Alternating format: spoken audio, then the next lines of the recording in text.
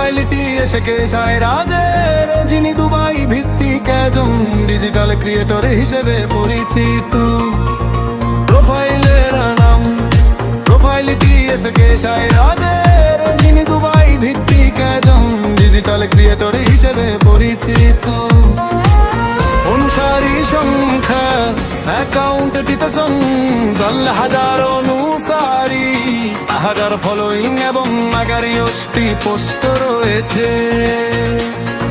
বিষয়বস্তুর ধরন প্রোফাইলটিতে সৃজনশীল কাজ প্রদর্শন